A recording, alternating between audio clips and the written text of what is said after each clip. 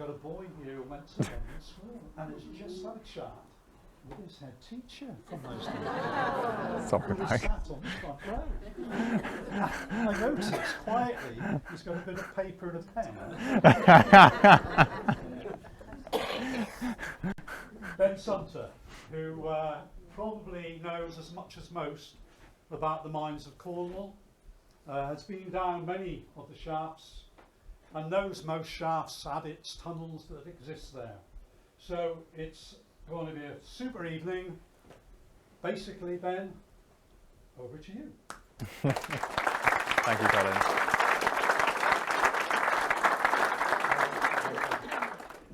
Folks, many thanks for having me here. This is an absolutely wonderful crowd. I never know what to expect from these things here, but it always seems to be a small one. Folks, before we start, this is going to be a very interesting little story. It's only going to cover about 220 odd years, but it's going to be detailed. Before we start, I would like to have, if I can ask you, a show of hands. How many of you think you know anything more than odd tidbits about mining in Mullion? Do you even know that that's fantastic. I see 3 hands. I see 3 hands. This is a wonderful thing, everyone. This is a fantastic thing. By the end of this, I hope to see all of your hands. This will be a really exciting thing for me. It's not at all surprising because the talk and the topic that we're discussing tonight is one that has contributed negligibly to the material fabric of the parish. There are no remains, there are no buildings, there are no engine houses that survive. Anything that does survive is hidden, it's secret, and that's what I like about it. What it has contributed is something that you perhaps are not so much aware of. It's not something you can hold, it's intangible. It's contributed a legacy to science, to mineralogy, and to the, believe it or not, global awareness of this little parish. And you're probably not even aware that that global recognition even exists. That's a story that I would like to share with you, and hopefully share with you something that I've learned in the same way that I have spent my schooling learning from this parish. So that's the introduction. Where do we start? Well, let's go and ask, was there mining in Mullion in the first place? I presume that not all of you even know that there was mining in the first place.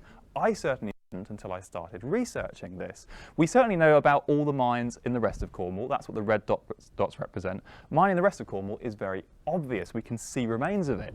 However, if you pick up the definitive book on Mullion history, which some of you will probably have seen before, Mullion by Harvey, 1875, you will read on the second page, this paragraph just here. Native or pure malleable copper has been found from time to time in large lumps or veins in the interstices of serpentine rock, mostly in the valley north of Predannock Warther. In fact, one mass of native copper sent to the Great Exhibition of 1851 weighed 1,500 weight. That is 700 kilos. That's like a small car, all right, of something that we call native copper. The reason this is so special is because it is entirely unique in Europe. This is what put Mullion on the map back in the 19th century. And this over here, folks, this thing that looks a little bit like a sort of crushed mass of leaves or twigs, this is native copper. This is copper in its pure and elemental form, not as an ore. In fact, if you do, for example, a French language search, native copper on the Lizard or in Mullion, you'll come up with Wikipedia pages that mention it in places here. They refer to Cap Lizard instead of the Lizard. You know, the French always have strange names for things. Over here as well, on Place Minereau, you have a cuivre natif from the Lizard, just there. So this is important to people outside of our parish as well. So going back to was there mining in Mullion, if we look very closely, there actually are a few red dots down here. There are things that we can discuss, and that is what we'll be learning about. So, of course, this is the Lizard Peninsula. These are the parishes that make it up. Now, what I've done is I've actually looked at the whole Lizard Peninsula, and I've seen where minings are per century. Things seem to start in the 17th century, but there's only one in our parish over here. By the 18th century, things really have a good boom. You've got a very wide array of mines. 19th century is the pinnacle of that. That is the crescendo. And then by the 20th century, we have but 2 and they're both in Mullion again. So Mullion really is the pivot, it's the locus around which our particular specialist story turns. The context of this can be looked at in the national copper production or of Cornwall over here. So you can see from the 18th century, from the beginning, it rises in a sort of gradual crescendo. It peaks here in the 1850s and 60s, and then rapidly declines. It goes from boom to bust very, very quickly. And by the 20th century, there's nothing worth speaking about. This is worth remembering. And of course, the ores that are being sold that make this copper are these two over here. It's your chalcocite, or grey ore, as the miners would call it, or this chalcopyrite, or yellow ore. No points for guessing why they used those names. So what I've done is, having surveyed and researched all of the mining on the Lizard just here, this is our little case study, I've created this timeline here with these purple rectangles representing the mines and the durations they worked. There's about 20 of them. So there's quite a few mines in the Lizard, believe it or not. They work over a period of about 220 years. And if you correspond that with the copper boom just here, you can see it actually does fall in line with that. So it is quite interesting. And of course, don't forget, this is not the grey and yellow ore. This is the native copper, or red ore, that we're working just there. By the way, I will show this slide at the end of the talk as well. There's a QR code there. If you scan it, this is actually online, and you can use this for your own research. So why copper and iron? Why copper and iron? Well, quite simply, we have copper and iron in the Lizard, but no other mines of worth discussing, no tin and such like, because of the unique geology that the Lizard has. I'd wager that most of you are aware of this in some way or another. If you're not aware of it geologically, you're aware of it aesthetically, because you've all seen the beautiful rocks that are under our feet. No one can have a walk on the Lizard without noticing the beautiful colours of serpentine. What does that represent? Well, it represents, in microcosm, a very important part of Earth history. It represents the moment at which Pangaea was formed, actually, believe it or not, in a way. Just here, this is a map going back to about 350 million years ago. It shows where Britain was within two supercontinents, Gondwana and Laurussia, or America. And what's happened here is they have converged. You've had a tectonic conversion. They've collided. Where they have collided, they formed a mountain range. The mountain range is what's known as the Variscan orogeny. Orogeny is the fancy geological term for a mountain building episode. This occurred at the late Devonian, early Carboniferous time period. So about 350 to 300 years ago, 300 million years ago, I should say, not 300 years ago. But you can see, because of the way that the tectonic plates are split apart and so on and so forth, this is represented in various rock types around here. Most of these rocks share the same geology because they're all originally part of the same landmass. So, going back to the Lizard, this is what we are left with. The Lizard is what's known as an ophiolite complex. In fact, the Lizard itself is even more complex than that. The ophiolite complex is actually just this green part over here. What's fascinating about this is that the geology is the complete opposite to the rest of Cornwall. The rest of Cornwall has sedimentary and igneous geology, but it is what's known as felsic. It contains feldspar and silicon. This geology is completely different. It's ferromagnesium. It has a different suite of minerals. It has a different suite of chemical interactions. And so when you look at this green part just here, which is the part that bears the copper ores that we're going to discuss in this talk, you're looking at what's known as a peridotite matrix that has been thrusted in a subduction fault zone here at Pelurian Cove in the Lizard Boundary Fault. It's a part of the oceanic crust, which is mafic in its origin, from where the tectonic plates split apart, and therefore the mantle-derived magmas actually rise. It's been abducted over the sedimentary basin of Cornwall, the Devonian Basin, and that's why we can see it. It's also been overturned, so it's a cross-section. This is why you can see parts of the mantle in places like Coverack. The long and short of this in English is that the Lizard is very, very special geologically, and that is what gives rise to the very unique types of minerals that can be found here. That's what's so special. All this has given rise to these mines. This is a map of all the mines in Cornwall. You can see there's a huge distribution across West Cornwall, and then the sort of spine raising here. It all corresponds to the granites. And there's almost nothing represented for the Lizard. This is an interesting contrast to how special the particular mineralogical specimens that we're going to talk about that were found today. This is also a piece of context that you want to bear in mind. This is a graph of global copper production in the time period from 1803 to 1913. What it shows is a proportion of each country that's contributing to copper production. Just here you can see that 37% of world copper production was by the United Kingdom and its colonies. However, by the time that you get to the middle of the 19th century, to the 1860s, South America is on the scene, the United States is on the scene, and then this moment here is the place where everything goes wrong for us. Just here you can see the proportion of copper produced by Britain proper goes down literally to less than half in the space of 10 years, and that is the great copper crash of Cornwall. That really does put an end to everything, and that on this graph is this part just here. You don't need to remember any of this, folks. However, it is important context for discussing the stories that we're looking at. I just want to very quickly mention, just pay basic lip service to some of the other things that Mullion worked, because I am really only focusing on copper here. Soap rock was incredibly important. You'll almost certainly know Bob Fels. He is the expert when it comes to soap rock over here. Soap rock has a very illustrious history. It was the first time that we could make soft paste porcelain. It's the first time we could actually make English, British, China clay. Very, very important moment here. And it was pioneered by William Borlase, the historian. Magnesium salts have also been quarried on the Lizard. Ferromagnesium, remember? You can actually make magnesium salts out of this. The Devil's Frying Pan is a mine. It's also a wonderful place to kayak, but it is a mine. It produced quite a lot of they're exporting to Bristol actually in the 1820s. Asbestos has also been mined. This is not a proud part of our history, but it is one that is worth remembering. And green earth and titanium, because don't forget you have this radically different suite of minerals. You have things like what geologists call pyroxene and olivine. These are naturally high in titanium. In places like Monaco, they have been worked. And of course, native copper. This is the story that we are going to learn about today. So I'd like to start very quickly by mentioning, just paying a little bit of lip service, throwing a question out to the room, one that you can ponder in your own time.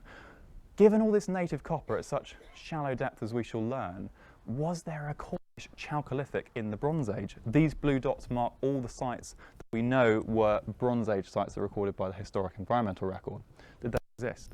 This is the time period before mining starts, folks. And I'm trying to sort of ask the question, why was mining not going on back then if it was so easy for the people in the 18th and 19th century? This is going to be a retrospective question that you ask by the time you finish the talk. Have a look at this as well. This is a manuscript that details all the Tudor silver and copper mines over here, and heading it is something called Methley. Now, some of you may know where that is. I'd wager that a lot of you recognise well, you would recognise that if it was on the presentation board. But that over there, folks, is Porthleven. So the point is that there are Tudor copper miners in Porthleven. Why aren't they venturing into Mullion? This is a really interesting question. Another Tudor map over here. No Tudor copper mines for Mullion. This is by William Cecil, who was Queen Elizabeth I, best mate essentially. This is another absolutely fascinating manuscript. This is again it's a license agreement by the Mines Royal over here, no less, for working copper in Wheal Penrose in Porthleven. Why are they not coming into Mullion at this stage? It's very interesting. Well, perhaps these quotes actually go some way to answering it. I'll read it off this screen. So Carew in 1602, he says, touching metals, copper is found in sundry places, but with what gain to the searchers I have not been curious enough to inquire, nor they hasty to reveal, for at one mine, of which I took view, the ore was shipped to be refined in Wales, either to save cost in fuel or to conceal the profit. By why we seek in corners of petty commodities, when us the only mineral of Cornish tin openeth so large a field to the country's benefit. So perhaps it's just that people just are not interested. They have the resource, but they don't want to use it for whatever reason. And Werner over here is very interesting. His quote in Epitome, essentially saying that copper has had a very rapid boom, and it goes, and of course it will go bust again. It doesn't have the long and illustrious history of tin. So what are the origins of mining in Mullion? There's parish. Of course, it all comes to that wonderful dry menhir at Goonhilly Downs. Well, it seems to be the first record that we have, or the first indication that we have of mining in Mullion, is from 1695. It's this place over here. You'll recognise it because it's right next to the footpath down to Balurian Cove. It's a place called Park and Shaft. If you look on the Lanhydrock Estate Atlas, how many of you folks here know Clifton Close? I entreat you to understand I'm not being condescending when I ask this. Do you know why it's called Clifton Close? Precisely. And what estate did Lord Clifton own? Exactly. So this is the most important document for Mullion. This is a really, really good map to be aware of. And on this map, just here, if you look, field number 3, which is this one here, it says park and shaft. That's kind of interesting. Shaft had exactly the same meaning back then as it does now. Isn't that fascinating? But of course it is arable. So who knows what they're referring to in that instance over there. If mining was going on in the 17th century, this is what the people who are doing it would have looked like. They don't look like miners nowadays. If anything, they look miners much more like they would have done from several hundred years prior. This is a really rural, quite rustic period for mining in Cornwall. Look at the two-piece garments and, of course, the one-piece garments here. They're wearing tunics just like as if they were Romans. Things were not sophisticated back then. Oh, and by the way, they didn't use wheeled vehicles. Everything was by pack horses over here. Imagine that. And that was because none of the roads were metalled. So, let's get to the beginning of mining proper, the serious mining, and of course that is the 18th century. How many of you recognise this view? Fantastic, fantastic, fantastic. That's a good... You see, I occasionally do talk similar to this, and I show people this view, and they don't recognise it. And this is wonderful. So, we're talking, of course, about Trenance, the chocolate factory. The chocolate factory. This is the zone that we're talking. There is a distinct... If there's one thing that I want you to take away from this talk, one thing, you don't remember anything else that I mentioned this evening, which is completely fine.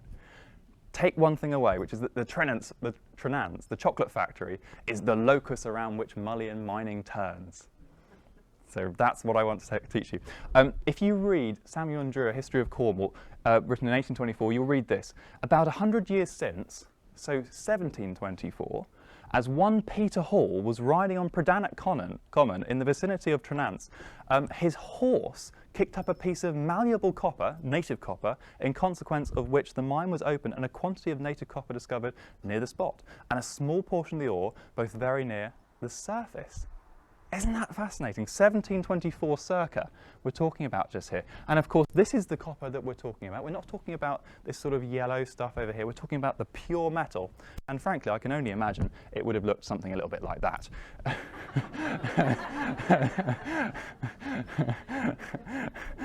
The land on which these efforts have been made belongs to the Honourable Mrs. Agar. This is where we get our Clifton clothes from. But of course a few hundred or 100 years prior.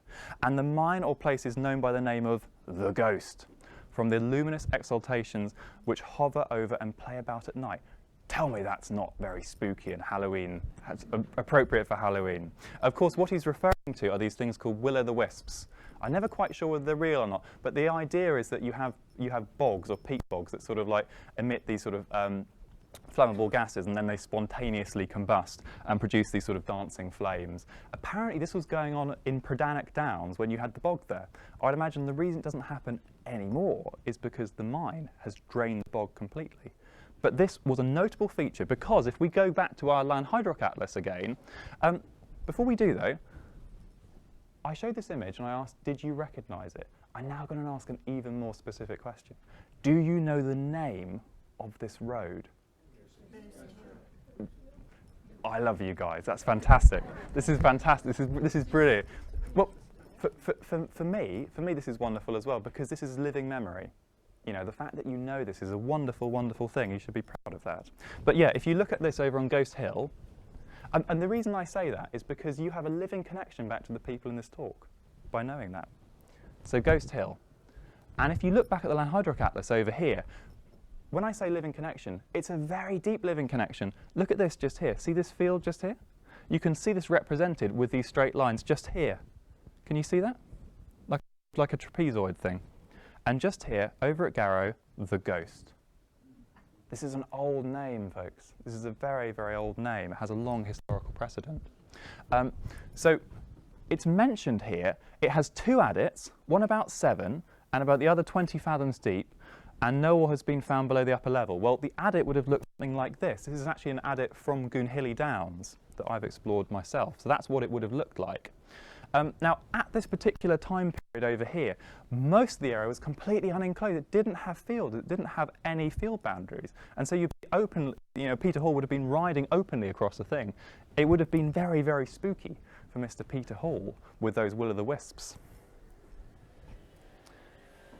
So, of course, the Lanhydrock Estate in Mullion, I'm teaching you what you already know, very much so in this case over here. The person that we're going to be referring to at the start, the person around which the early part of our story turns, is of course this chap over here, Henry Robarts, 3rd Earl of Radnor. And what he's doing is he owns all of this. I think it's a quizzical thing that somebody over in Bodmin owns so much of Mullion. Isn't that an interesting thing? But he does own a lot of Mullion, and he owns a lot of the whole Lizard Peninsula. This is his properties in 1695 across the whole of the Lizard. You can see it's mainly centred around Prydanek. By the way, there's a really interesting theory about the name of Prydanek. Have you heard it? You heard it? With Britain, exactly. So if you haven't heard it before, folks, Prydanek doesn't seem to have any established meaning in Cornish that we can refer to elsewhere. So it seems to be a reference to literally the farm or the place of the British. Tre Britannic, essentially, like that. And so it's a process of deduction that's been arrived to. The other reason that that might be the case is because the ancient Greeks actually knew about this part of Cornwall. We have references to the Lizard Point, which was then back then called Okrinon Akron by the Greeks, and we think that actually would have given rise to this idea of this is the place of the British, because the Greeks would have known about this place. So anyway, that's a complete aside. His estate steward, Henry Robarts, is a chap here called John La Roche. John La Roche. With a name like that, he can only be one thing, and that's French. And of course, he was a very special kind of French. He was a Huguenot. So the reason that he exists in this country over here is because he is a refugee fleeing the horrors of France, the French civil wars in the previous century. So he arrives over here. God knows how he works his way up. Perhaps he was quite high already in status in France, but he becomes the estate steward for this gentleman over here. Not only the estate steward, but the MP for Bodmin. He's also involved with setting up the colony of Georgia in America. Very important man. Who else would you want to entrust your mining venture to other than this gentleman over here? Now, of course, we know what Henry looks like because he's very, very important. He's got a lot of money. He preserves paintings. We have no idea what John would have looked like at all. And so in these sorts of instances, particularly when you're telling a story, I like to imagine how people would have looked. And of course, being a Huguenot, being somebody who was perhaps at the French court in the 18th century, I think he probably would have looked a bit like this. One of the things you've got to remember is that men and women's fashion have reversed in history. I'll let you ponder that in your own time. But John La Roche, so that's his rough time span over there. Note that he doesn't survive past 1752. Folks, this is not John La Roche. This is my mental image of the man over here. It makes me giggle. So what happens? Well, we've got Ghostcroft. We know about the mine from Samuel and Drew and Hitchens, sorry. And what happens over here is in 22nd of August 1740, Henry, Earl of Radnor, assigns a copper lode called Wheal Providence in Prydanek Water Common and Croft adjoining to John La Roche of St James, Westminster. He's quite an international man. He's very mobile. Wheal Providence, isn't that wonderful? Well, Providence is sort of like good fortune. It's good. It's a good idea. It's acting in wisdom. So to have Wheal Providence, I think it's sort of like in some respects, putting the cart before the horse with a bit of optimism. Wheal in Cornish is just the word for working, and so if you said Wheal Ben, it would be Ben's work. If you said Wheal Dave, it would be Dave's work. Wheal Providence, the work of Providence. However, things don't go very well for John La Roche. He's not very well. He's assigned this in 1740. Ill health means that he's not even at Parliament, so he's not doing anything at this stage here. So what he does is he transfers his interest in the mine to the next most important person in the parish. And that person is, of course, the Reverend of the parish, Hugh Tonkin. I'd imagine this is a name that some of you are quite well familiar with. Tonkin and another chap called Walter Reed. You most certainly will not know Walter Reed. I did not know Walter Reed before I started studying this. Walter Reed was the preeminent mining magnate of his time. he was connected with more mines than anyone else that I'm aware of at the time. He was a mining agent, engineer, miner, captain, etc. He was involved with Con Kai mine over near Cambourne and Redruth. This was the most expensive, the most important mine of its day. It also lost a lot of money as well. But Walter Reed was a very important mining personality. He was the equivalent of getting the top person in his industry to be part of what you're doing. So again, I don't know what these people would have looked like. I don't know what these people would have looked like at the time. And so, again, I have to sort of imagine this. Hugh Tonkin over here, we can see him on this map from 1748. If you look at Trenance, Reverend Mr. Tonkin over there. So the Trenance, obviously the chocolate factory today. So he's an important person. We don't know what Hugh Tonkin looks like. If any of you can help me out with that, I would be most grateful. I'd be very excited if you had any pictures of him. However, for now, I've chosen another 18th century reverend over here to be his substitute. Now, what's very interesting is he lives from the end of the 17th century to about the mid to late 18th century, and his life more or less is in lockstep with another very important reverend of Cornwall, and of course that's the Reverend William Borlase. So if you know this chap, their lives not only overlap, they are more or less identical in that respect. They have similar careers. So we have John La Roche, Hugh Tonkin, and Walter Reed. La Roche gets out of the picture. He assigns his property to these guys over here. What they do is they then take on the property with liberty to dig and search for copper ore, where an adit had already been started in 40 fathoms of ground. This essentially means that John La Roche had attempted to drive an adit, or a tunnel, from the sea to start this mine off in about 1740. However, he hadn't got very far, and so he communicates to these guys. This is what I imagine Walter Reed would have looked like over here. Again, we don't know who he would have, what he would have looked like, but that's how I imagine him. And of course, this is what you can imagine inside your heads as well. You've got to have a bit of an imagination to do this stuff, folks.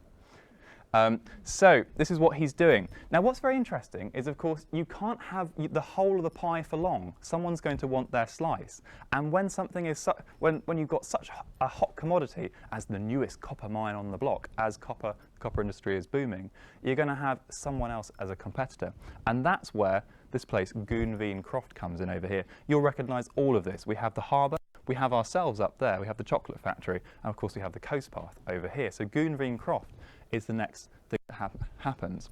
And so essentially, Mary Vere Hunt, Henry has died. He is the late Henry at this stage. His heir is, I think, his sister's cousin or some relation in that respect, sort of a second degree relation. And Henry Harris, a gentleman, another mining magnate, and William Passmore of Helston, a merchant, they are assigned Goonveen Croft or Owenveen with liberty to search for copper in 70 fathoms of ground on the run of the lode or the adit, and that's granted to them in 1742, so just a year later. So I imagine Passmore would have looked a little bit like this over here. I imagine him with this sort of like straw boater, because he's probably not very experienced with mining, but he's probably, he knows something about fashion. He likes summertime. And what's very interesting is that it doesn't work out between these two. Harris and Passmore, they clearly don't have the experience to go and prosecute this. Goonveen Croft becomes a soapstone prospect. And if you ever see the tunnels in Mullion Cove, I used to be terribly excited about these things when I was younger. They are soapstone mines, they're not copper mines. Goonveen Croft never became a copper mine. And so what happens is Passmore eventually comes in business with Hugh Tonkin. Hugh Tonkin's already had a short sabbatical because he's become the vicar of Lidford over in Devon. So he's come back, he's found the parish waiting for him, ready for the mines to restart, and he goes into business with his Helston chap over here. Of course, it's the Passmore Edwards Institute that is the school, or was the science school, in Helston, and Passmore Edwards was a very important architect. Before I finish with that, actually, I'll just very quickly note, things seem to go well initially, but you have indications that cracks are forming. So, for example, I think about getting on for 4 or 5 years later, you find accounts that they're only reworking the surface parts of the mine. So it might be that they've exhausted the underground, they've run out of money. In any event, Hugh Tonkin, he dies in 1760, and with him there are no more records of working in the 18th century. It really was him pulling the strings with that. He's a very important person for 18th century mining. When you read through the accounts of this mine, there are no visuals that you are given. You're given text, and it's hard to sort of mentally picture what was going on. So I like to make maps. So I made this map of the mine so that I could sort of make sense of the accounts that I'm reading. And so this is a map of the mine that I think existed in the 18th century that was worked by Tonkin. So I think this is Hugh Tonkin's mine over here. It has the two adits that were talked about in the Predannic Valley that's going down over there, with Ghostcroft and, of course, Predannic and such like there. So if you look very closely at these features here, you can't see them because the screen's quite small, but those things are horsewhims. They sit above mine shafts.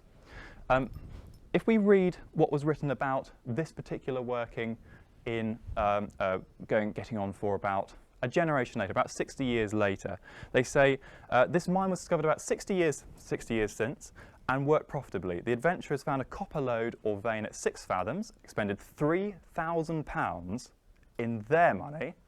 That's not a small amount of money, folks. That's in the tens of thousands, that's in the hundreds of thousands, essentially, today. In driving an adit or a drain to enable them to cut that lode at a deeper level, but owing to the hardness of the ground, that serpentine rock that we were talking about, and the imperfect mode of working the mines at the time, they failed in their object. So it was a failure. I think that's a terrible smite against Tonkin. I don't think it was a failure. But looking at this just here, these are 18th century horsewhims. This is from 1748, and this is what the miners would have looked like at the time. These are all contemporary illustrations from Cornwall.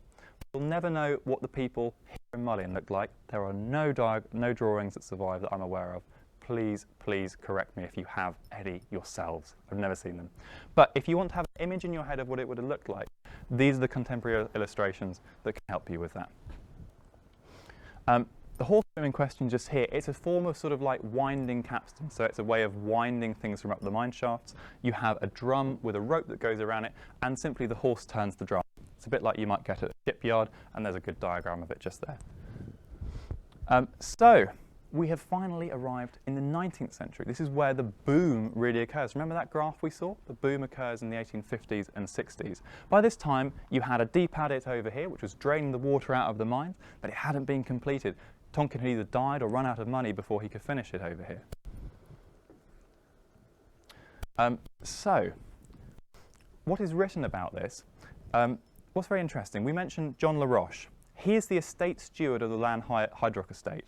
One thing that you'll find in every account of Mullion mining is there is the puppet master's hand guiding it, and the puppet master is always the Lanhydrock estate steward. There is no mining attempt in Mullion Parish which doesn't have that guiding influence in this respect. And in fact, the Lanhydrock estate steward at this time here is William Jenkin. Now, I learnt a fantastic fact that I didn't know before, and that's that A.K. Hamilton Jenkin spent a good part of his life in this particular parish. That's a wonderful thing. Depending on what your interests are, you will know Hamilton Jenkin for a variety of reasons. He was a Cornish historian. He was born, I think, about 1900. He wrote his first best-selling book, age 22. That ship has already sailed for me. He goes on to have a lifelong career as a historian. He was the founder of the Mullion Old Cornwall Society. He was the founder.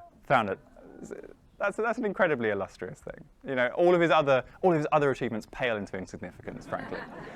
So very, very important chap over here. But he has another accolade. And that's that his ancestors were estate stewards of the Lanhydrock estate, and this is where William Jenkin comes in. I don't know what order of his ancestors. I'd imagine great-great-great-grandfather of some degree.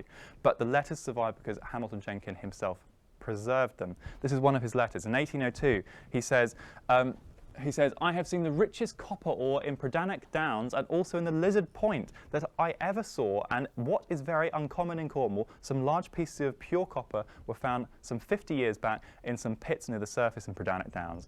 It was the occasion of sinking a considerable sum of money by a company of adventurers in the hope of finding a large body of copper, but nothing further has been discovered. Yet I am one of the many who are not convinced that a full trial has been made of any of the mineral appearances yet. Foreboding. So this is my image of William Jenkin over here. This is what we can imagine in our head. I do like the sort of stovepipe. I think that's a necessary part of mining. So he's, of course, the Lanhydrock Estate steward over here. Now, this is the place where it's all happening. Do you recognise this view? Mullion Hotel is over here. Chocolate factory's over there. Cove is down there. And you're looking up the valley that everyone ignores. This is Criggan Mill down here over as well. So in 1807, William Jenkin writes that he is finding workers and he's setting them to work. He clears the adit. He's expecting it to take 2 months. Sets share prices at £5. Does this sound like an estate steward? Or does this sound like a director of a company? I'll ask you that question over there. Because he never says to us, he never says, I am the director, I am the captain of this ship. But he clearly is. He's clearly, this is what you might call insider trading or insider investment. Somebody who has an incredibly, a great degree of power and therefore can make a lot of money from it. So what you find by April 1808 is that the shafts are cleared. However, some shares are being relinquished by Captain Joe Vivian. They're immediately bought by Helston gentlemen, so that they're selling like hot cakes. This is an interesting project for people. At this stage here, they have spent £1,350 and not returned any ore yet. This is going the same way as the last prospect. They lost £3,000 last time, and they're going to lose another £1,500 this time. So, by April 1808, things are not looking good. However, in May, this appears in the newspaper. This is the really exciting bit. In addition to many other fine specimens, a slab of virgin and crystallised copper has been found last week in West Wheal Unity mine in Mullion. It weighs 104 pounds. So the weight of a sort of like of a small child or something.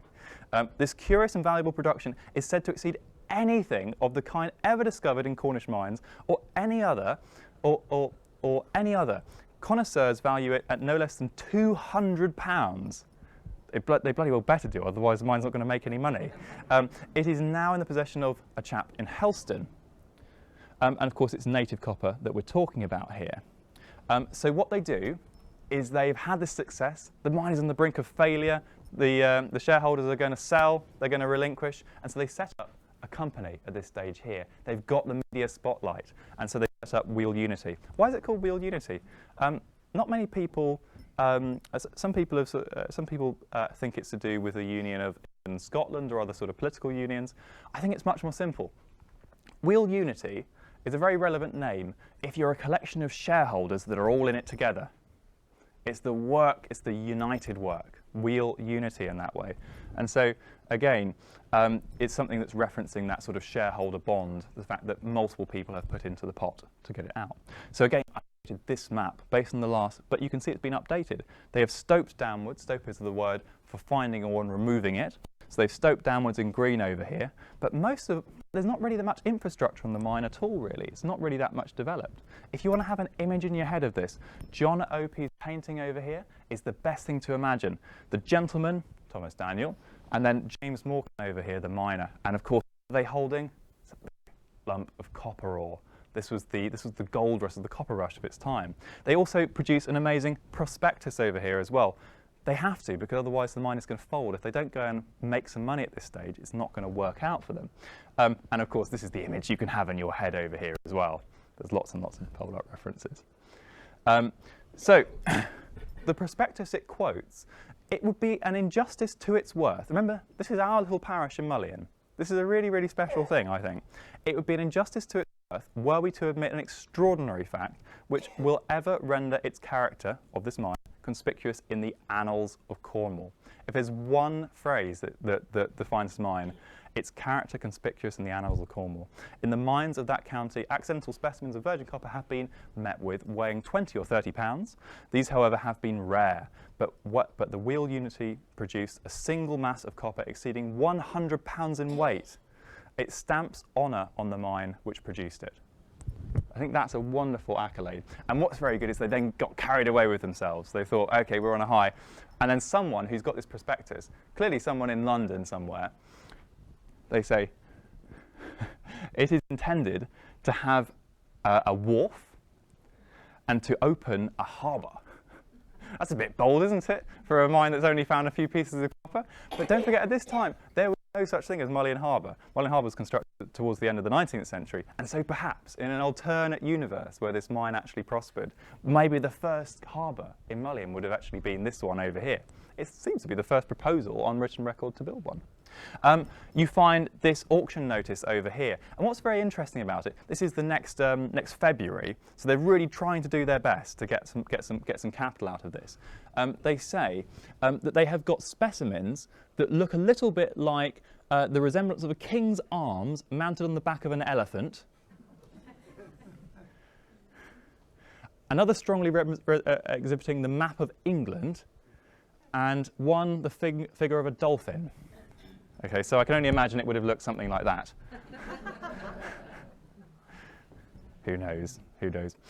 There's a wonderful account, by the way, that one of the specimens was suitably large to make a table out of. And so they made a table out of this slab of native copper over here, and then they gave that to Lord Falmouth. I have made no inquiries with the Tregothnan estate, nor would they listen to me if I did. But I wonder whether they still have it. It would have been very awkward to put your cup of nice tea on, wouldn't it, with all those knobbly bits? So by the end of it, that's what you have. You have a mine that really hasn't done an awful lot. It's made an interesting impact in the scientific and mineralogical annals, but it hasn't developed very much. So the mine's potential is not realised. This is where Wheal Trenance comes in over here. I might say, I did not select Comic Sans for this text. So by the time we get to here, we're looking at this stage over here, folks. We discussed these three workings so far, and now we are here. So we're almost at the conclusion of our story, but we must discuss the most important part of it first. This is coinciding with the boom. So Wheal Trenance. One of the first documents that we have of it dates from 1846 over here, but we do know the mine was already at work in 1845. We know that they were producing a little bit of ore, but the first legal agreement that they have dates from 1846. It contains this map. However, the map isn't very useful in this way. It's much better to look at the map in this way on a modern plan, and you can see this is the place or the set that they're allowed to work in. A set is a particular instrument for mining in Cornwall, but it was exported worldwide. It was invented down here for us. And it comes, as many medieval documents do, from the first line of the text, to set forth, to set out, like you would set a table, to set out where you can mine. And this is the set for the mine. And there's the mine in question, and there's Mullion Cove. So they produced this set in 1846. If we look at it just here, you can see there are a few names mentioned of it. Half of them have disappeared off the page now, unfortunately. But if we look at the names that are mentioned just here, we've got things like James Vickers, Henry Knight, we've got James Kersop, all of the City of London. And then one chap here, William Verco of Fiocc. It's an interesting company, isn't it? This is very typical for Cornish mining at the time. The money is in London, that's where the investors are, and you have nominal people in Cornwall. What this opened was a window for exploiting ignorance in London. And you can bet the Cornish did that. If you could make a buck from it, they would do. And so this comes along. Down the bottom of this text, which has now disappeared, it's witnessed by two people. It's witnessed by one chap called Richard Dalton. He's a very important part of our story. Another chap called Alfred Jenkin. He is the namesake for Alfred Kenneth Jenkin, Hamilton Jenkin. And so he is, I think, either the great-grandfather or grandfather of A.K. Hamilton Jenkin. Very important. And again, who do you think he is? What's his job? Estate steward. He's the estate steward. There's always the puppet master back there. So I imagine William Verco would have been something like this. So this is not a contemporary photo. It's a photo from about 10 years later in the 1860s. But this is about the age that Verco would have been when he was working there. You don't mess with these people. These are hard, hard people. And I imagine that Dalton would have been someone like this. Dalton is a man of letters. He can write. He's very good at writing. He's not really a miner, but he fancies himself as one. He puts on the waistcoat. He goes underground a bit like pole dart, really. This photo, actually, I will say, I selected this photo. Does anyone recognise this? I would be most surprised. I wouldn't recognise it myself. This is Robert Ballantyne, who wrote a book about Cornwall, Deep Down, Tales from Underground. He wrote a bit about Battalic Mine. So actually he's an author, so he's not a real miner. That's why I selected it. But Dalton's very interesting. He's from Lancashire. so he's a Lancastrian. He comes down to Cornwall. We don't know what his career was back then, so he comes down to Cornwall to work this mine over here, and he stays. And he stays. So he's a Lancastrian, has no experience. This is his first job in Cornwall. So he comes down, and then we know a huge amount about this particular part of the mine, which is a very small mine, because of the reports that were published in it. Firstly, from the correspondents that would report to newspapers such as the Mining Journal, but also from the reports that he would write and distribute amongst shareholders. Sometimes those reports would be taken and copied by the journals. So we have this over here at Wheal Trenance mine. At Wheal Trenance, from the correspondent, a very valuable discovery. This is a common story in Trenance, but you've got to appreciate that the smallest pieces of native copper that came out of Trenance were larger than the largest pieces from any other mine in Cornwall. So this is a really, really unique thing. Has been made here at the depth of 7 feet from surface. Remember that question I asked you at the start? Where was the Cornish Chalcolithic in the Bronze Age? Where were the Bronze Age people? Where were the Tudors? If it was only from 7 feet depth, why weren't they doing this? I think it's really interesting.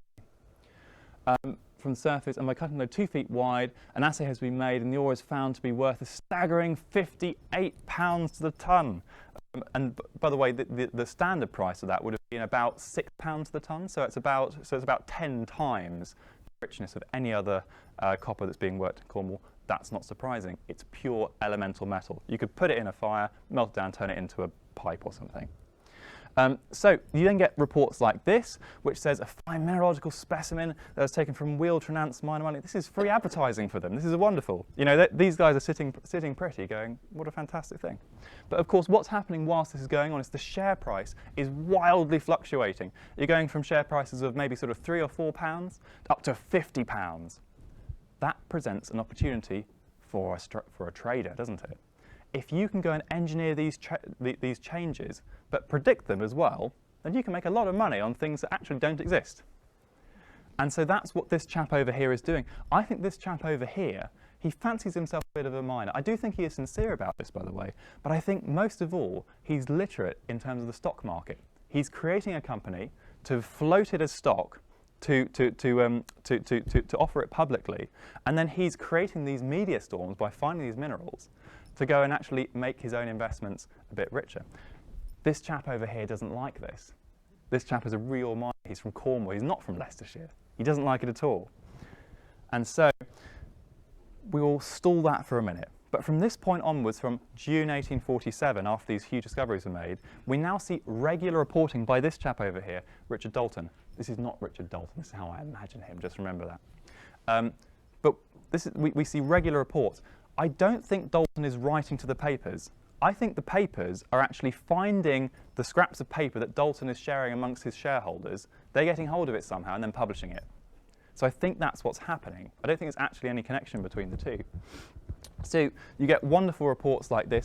Some of the key things that you see, they're wonderful glimpses inside the mining world. So for example, he talks about Saturday last on the 5th of June.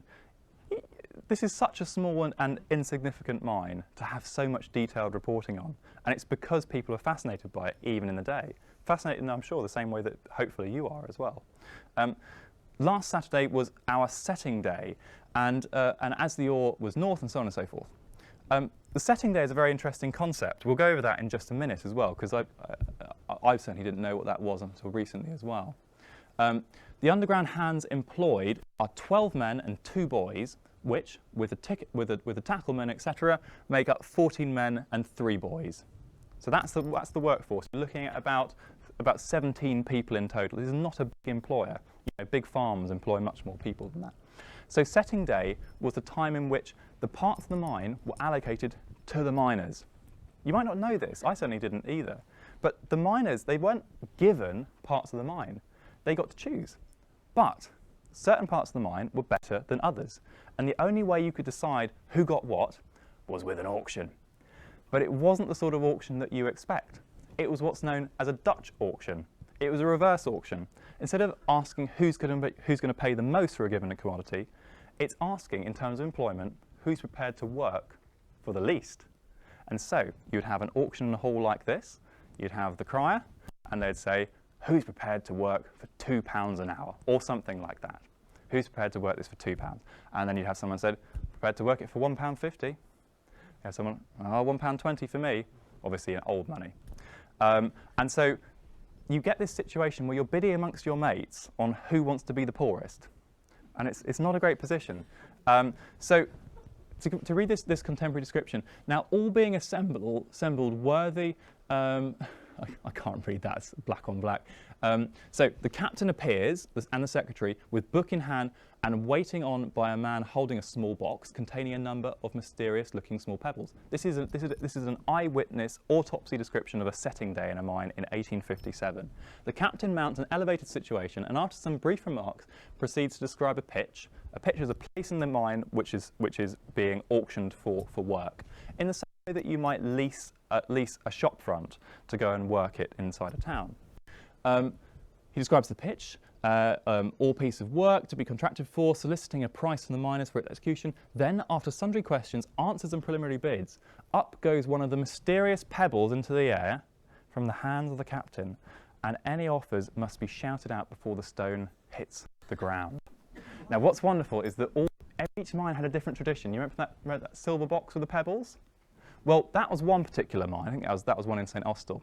Well, other mines use other things. So they'd use things like cannonballs, or hammers, or pistols. And I think the pistol was actually from Great Work Mine. So it's the wonderful little traditions over here as well. When I say wonderful, I mean utterly terrible, and you'd be closed down for violating employment law now.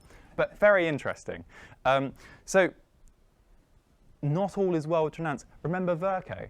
He's not very happy with the way that Dalton is running the mine. The Cornish mine captain doesn't like the way the Lancastrian is doing things. And so we hear this account. It's not attributed to either of these parties, but you can infer it. And the mining magazine, they say, we regret to hear any differences should exist between the parties connecting with this adventure, but from the papers placed before us, such appears to be the case. We would suggest that some amicable arrangement be arrived at so as to render it unnecessary for us to enter into any matters, which, while in one sense they may have considered an individual character, yet involve a public principle. Imagine saying that in a Jane Austen accent. You have to read these things 10 times to understand what they mean. But essentially what I think's happened here is Verco has been writing, probably quite fastidiously, to the papers to go and try and discredit this guy. But instead of the papers publishing it, they said, we want to stay out of it. And so I think that's what's happened, but that's not what's going to happen in the future. So going back to this over here, we then have this wonderful account here, July 1848. This is a month-by-month, if not week-by-week account. In Minor Notabilia here, they say, one piece of malleable copper exceeding any richness they have found, which is 1,568 pounds in weight. That is 700 kilos. That's the weight of a car. And they find this here down to the day here in the 22nd of July 1848. When they write this, again, we've got these wonderful phrases that seem to come up on such a regular basis. As we think we can assert, without fear of contradiction, that superior varieties cannot be found in any collection of minerals in Europe, and which should certainly take place in the British Museum. What a prophetic statement. Because here is a photograph, not from the British Museum, but the Museum of the Geological Society from Jermyn Street. This is the piece of copper that they found. It is so rare in research and historical studies that you can actually trace two things together so exactly. How do I know this is the thing that was found?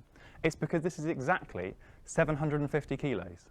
There is no account of a 750 kilo piece of copper being found anywhere else in Europe.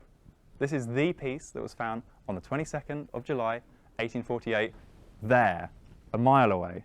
And here it is in a museum. Now, folks, I've talked a little bit about geology today. I'd imagine that some of you are geologists. I imagine that not all of you are. So you might not even be interested.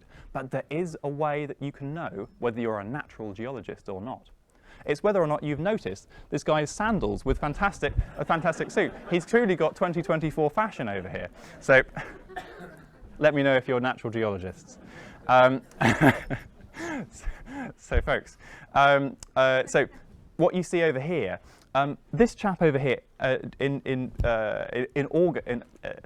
late July, they have their AGM, and this guy is absolutely, he's all puffed up. I found the biggest piece of copper in the, on the planet so far. Fair enough, you've done it. And what he does is he writes an absolutely amazing AGM address. I know this because somehow the Mining Journal folks, the newspaper, got hold of this and published the whole thing. It's 3,000 words long, and it contains unbelievably detailed descriptions, part of which he says that he is now considering the erection of a steam engine. A very bold move for a mine that has so far only been a few meters deep. So, when you read his AGM address, he gives such detailed accounts that you can just about start to sort of recreate the mine. There's no maps that survive. He makes reference to them. They don't survive. Presumably they are in the attics of Londoners. If they even survive at all, maybe they've been burnt or lost. So this map over here is my best attempt to create a map out of a description. And when you turn that into an actual map on the ground, this is what it looks like. This is my best guess. If any of you can do better, please, please do, because this has been a headache for me for quite a long time. So please correct me if I'm wrong with any of this. You've got the granite coming up the valley over here, underneath the Row Farm, as we call it today, and this is the mine. It's not a big mine. This is a very, very small mine. Look at the scale bar. It's literally about 100 metres in extent. This is one of the smallest mines in Cornwall, and yet it has a public profile that is bigger than almost any. It is relevant to literature in other countries. I think that's incredible. So this is the interesting thing. Remember this over here, Verco? Writing to the newspapers, not liking the guy, all sorts of problems. Well, eventually they do publish it. A chap called Argus, presumably his nickname. We can't ever be sure, but who else could it be? In referring to our remarks in the Journal of March the 3rd on the subject, states that Cornwall and the whole proceedings of the parties connected with this mine are considered a job. They're a scam. That no one ever before has heard of a purser, the treasurer of the mine, the manager, getting £400 a year in an infant mine, expending from £900 to £120 a month. And he says that they have a horse, he has a horse and a gig, a rowboat, house and candles. It's completely excessive. It is believed that the annual expenditure has now increased to £4,000 a year, whilst it's only producing, in terms of its ore, £150 to £190. What is justifying this? The writer says that the purser is not a Cornish man, and that he refers to the subject, lest anyone should imagine mining interest in Cornwall could be guilty of such conduct towards any class of the community, however ignorant they might be of mining matters. Again, Jane Austen speak. Nevertheless, you don't hear anything from the mine for a whole year, or 359 days. You don't hear anything. My guess is that from that point onwards, the Mining Journal has gone, oh, we probably shouldn't be publishing their shareholders' reports not uncritically.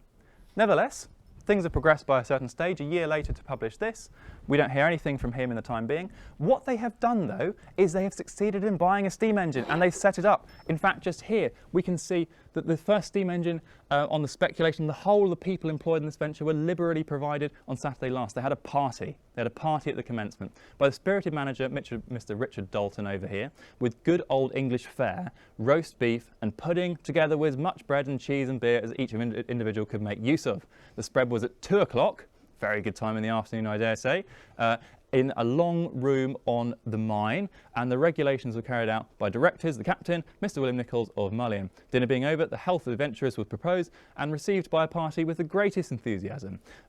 Very good, jolly good.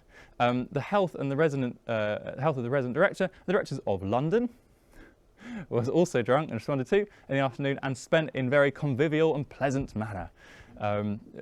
Just imagine Jane Austen saying this.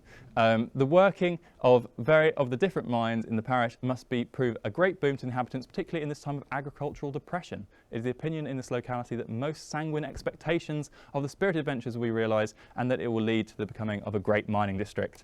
Prophetic words. I imagine that this is what the engine house would have looked like. We don't know what it would have looked like, but I think it would have looked like this. This is Anna Maria mine. It is contemporary. The same miners worked in the same mines.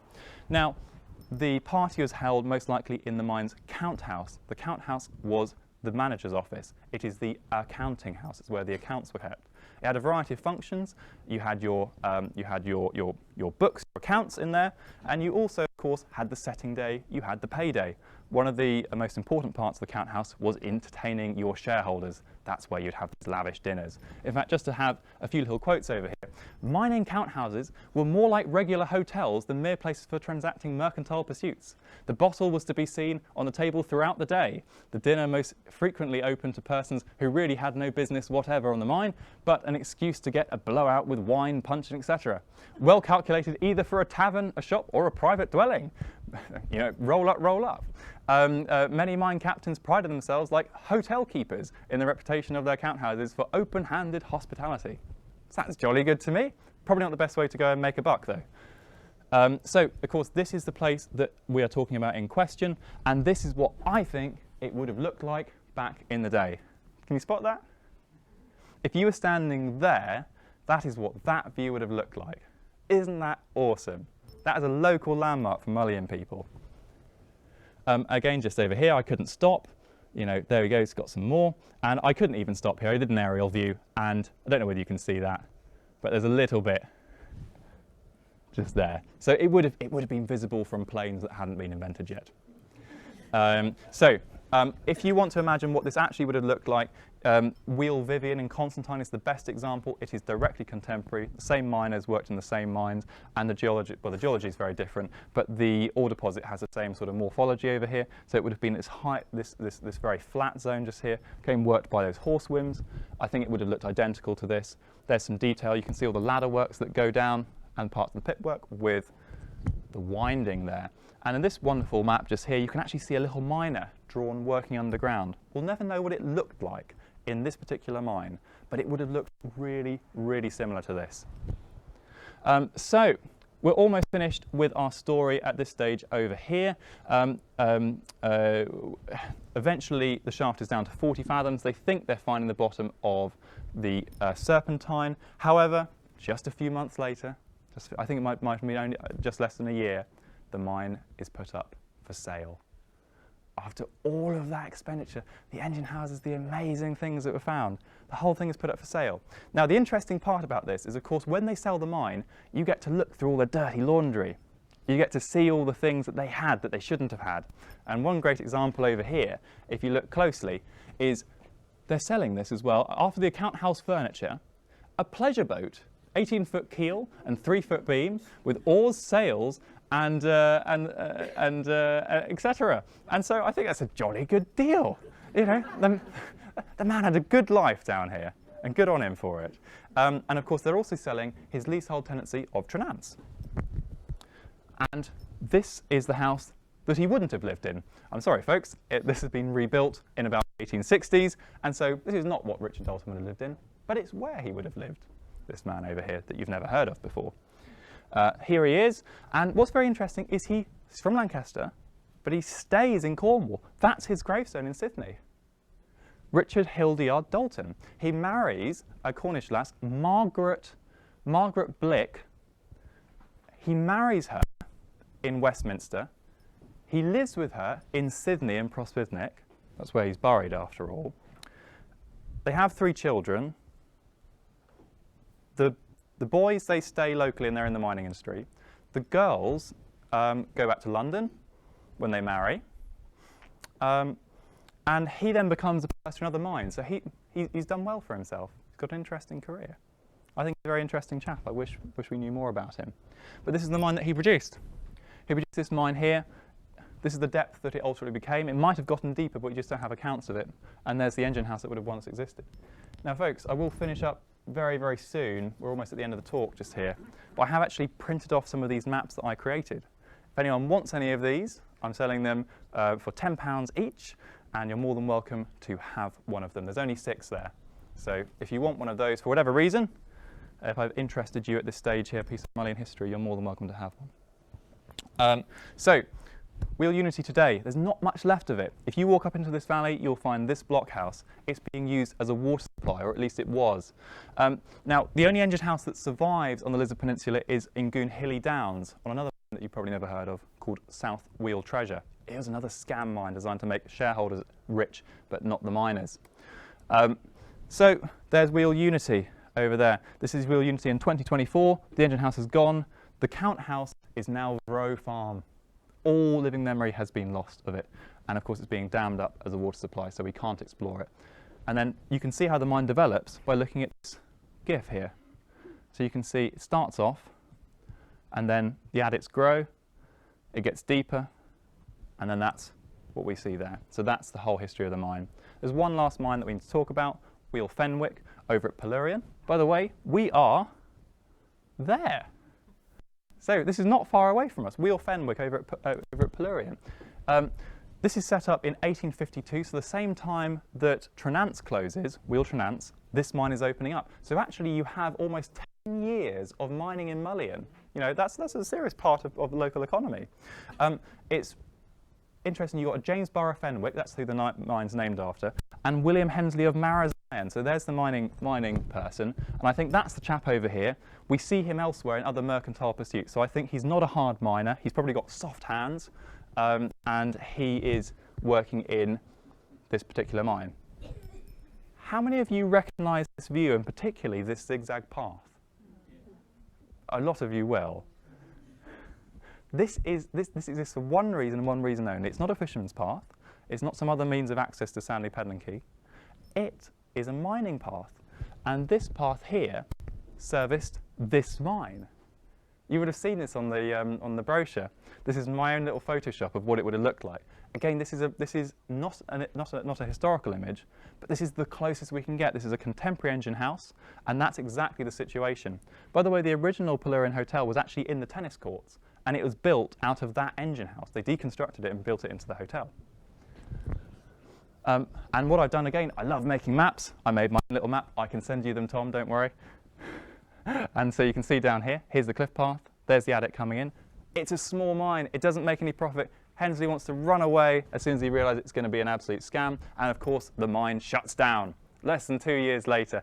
But remember, this is the fun part, because we get to see all the things that they own that they shouldn't have owned. In this case over here, they actually have some quite interesting things. When you look through, they're selling all the standard stuff, the pumps, but see here they're selling 100 weight of grease. So that's 50 kilos of grease, so you can imagine that for the shaft rollers, and then 500 weight of black powder. So that's 250 kilos of explosives. That's kind of cool, isn't it? But very interesting as well, they've got a cask of olive oil. What were they doing? Dressing salads? I don't know. But anyway, I think that's quite interesting. And by the way, with this one as well, the mine was such a scam, they didn't even make enough money to pay the miners. So we actually know every miner that worked in the mine. There are 14 in total. We have their names just here. Because they sued the mine afterwards for loss of payment. So we have the names of it. And they're described labouring miners of Mullion. How many people get to call themselves a labouring miner of Mullion? Not that that's a good thing. Farmer and labouring miner of Mullion. These are farmers, these are carpenters. But don't forget, you've got German names here, Beckeleg. So you've got a real diversity. Some of them will be your relatives. They will be your ancestors. I'd love to hear from you if they are. I think that'd be fascinating. Precisely. So these are the mines that we're left with, Goombincroft, Fenwick and Unity over there. There is one last attempt to work Unity. Copper has its bust. However, we have one last license agreement. It's only for 1 year. It's going to a guy called Michael James Reagan of Liverpool. Ugh. Sorry guys, you didn't want to hear this. But of course it is for Wheal Unity copper mine. Now the bottom of the text has completely disappeared, but the gist of it is that it has a clause in the bottom of the lease, and it says, if you interrupt the water supply to the Mullion Trenance Hotel, or to the mill or anything else down the valley, you have to go and reimburse them somehow. So at this stage, the mine was being used as a water reservoir. It wasn't just being used as a mine anymore. It found another purpose. And the last little remnant, the last fragment of this mine is from 1911. It's a letter to the, guess who? Land Hydraulic Estate Steward. In this case over here. And of course, it's requesting permission to prospect at Ghost Mine. Ghost Mine. He has some local knowledge of the mine and believes there is a lode of copper to be found. Never heard that before.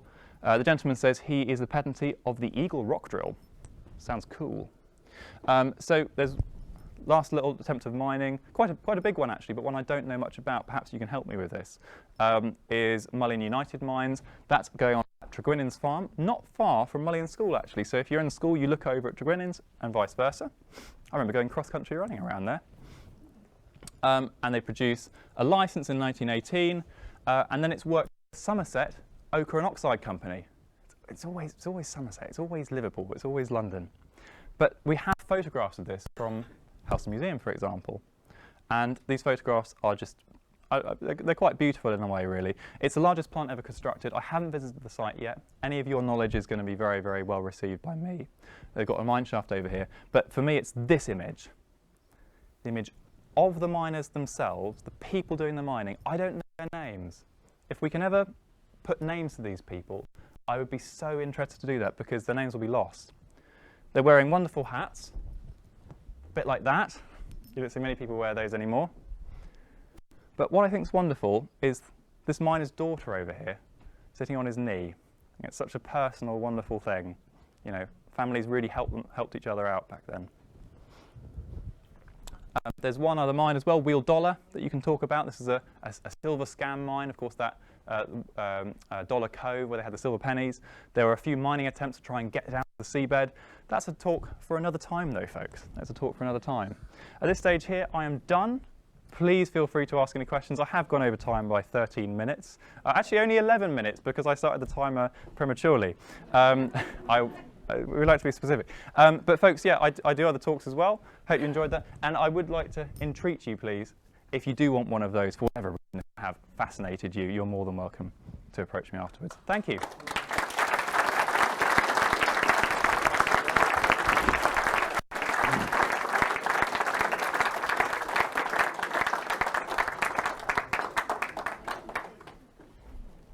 So, how many out of 10? 10 out of 10. I owe a lot of credit.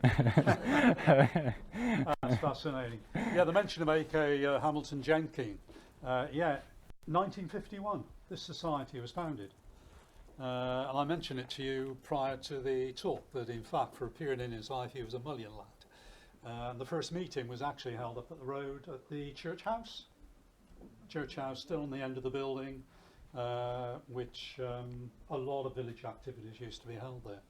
So A.K. Hamilton Jenkin, miners of Cornwall, very much a Mullion person.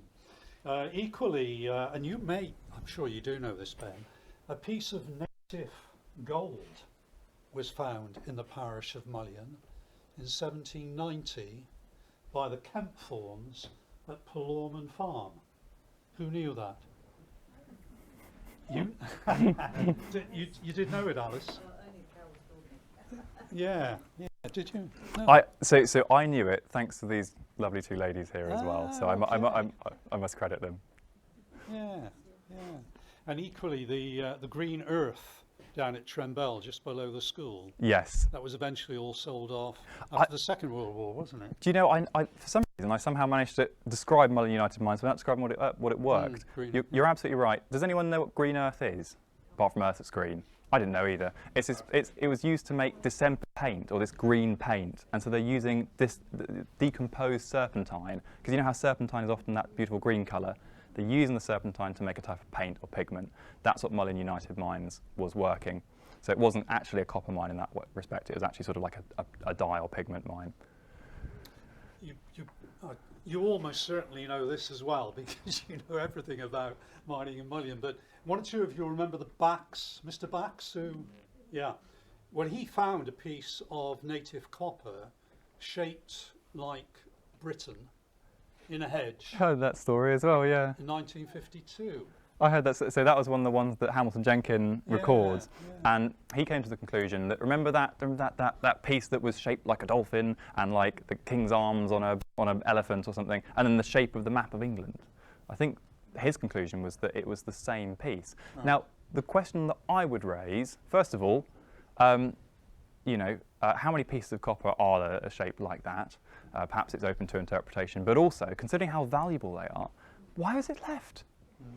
Why is it left? I think that's amazing. Amazing to think about. Do you know what happened to it? No, no. Somebody here will.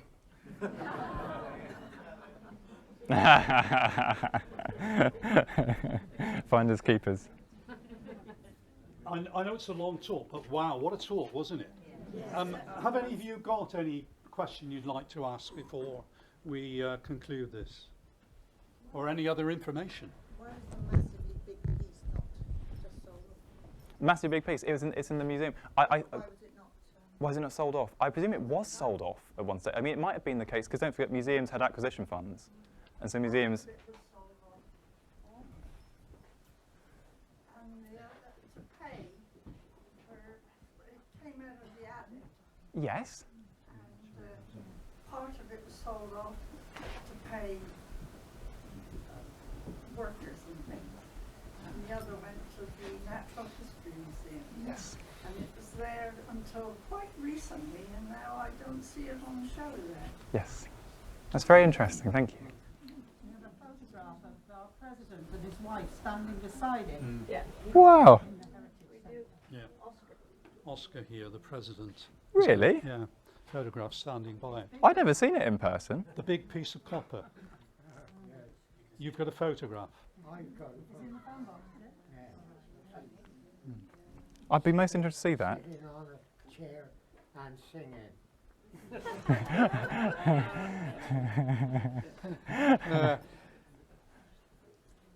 Sorry, another question. So just a quick one.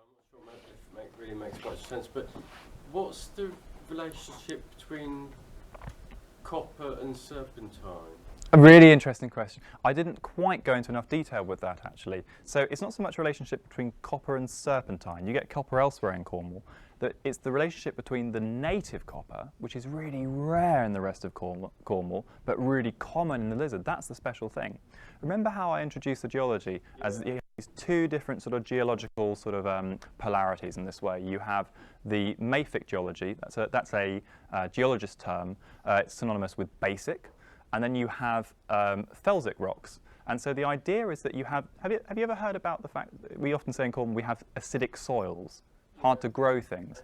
The reason we have acidic soils is because we have acidic geology that underlies them.